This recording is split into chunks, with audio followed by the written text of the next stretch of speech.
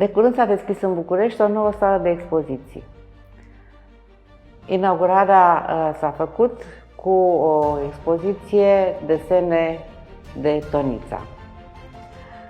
O să spuneți desene de Tonița, ce se întâmplă cu astea, de unde, cum, care.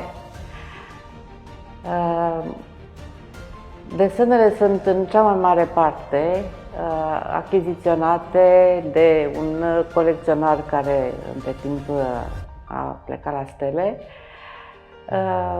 de la Mihaela Tonița, regretata Mihaela Tonița. Desenele acestea sunt importante din două puncte de vedere, în opinia mea. Întâi, pentru că ne prezintă laboratorul de creație al lui Tonița. Ne arată modul în care își organiza timpii de creație și de pictură. Întâi făcea schițe, după aceea o schiță mai elaborată. Dacă era mulțumit de acea compoziție, o caroia ca să poată să păstreze în momentul în care o transpunea pe pânză, să păstreze toate proporțiile și toate lucrurile la care el, ca și creator, ținea.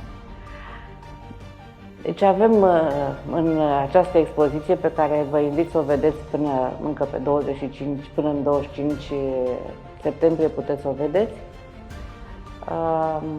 câteva lucrări de acest fel. Pentru unele am găsit și imaginile lucrărilor finite în pictură, în ulei, și în catalog sunt evidențiate aceste lucruri, pentru altele încă nu. Cine știe, poate vor apărea în curând sau niciodată. În al doilea rând, trebuie să atrag în mod special atenția asupra faptului că există în această expoziție câteva desene care vin tocmai din perioada lagărului de la Cârgeali. Și acest lucru ar trebui să vă fie suficient de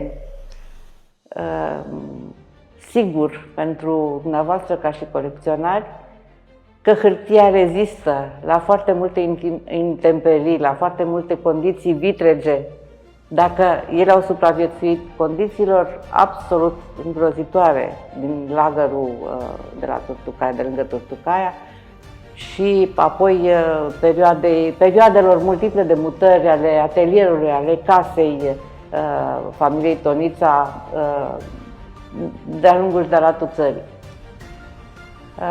În ceea ce privește aceste desene din lagăr, ele cu siguranță sunt din siajul acelei reviste umoristice pe care Tonița împreună cu alții din lagăr au scris-o și desenat-o de mână și cu care încercau să ridice moralul prizonierilor aflați acolo în lagăr. Așa că în expoziție veți găsi un portret al unui ofițer, niște refugiați care sunt terminați de oboseală și de toate vicisitudinile vieții din acea perioadă, dar există și un fragment de filă care, tocmai că forma neregulată e o mărturie a faptului că hârtia era un lucru extrem de prețios și era și greu de obținut, și pe această filă există mai multe portrete, fie de soldați și de ofițeri bulgari, fie de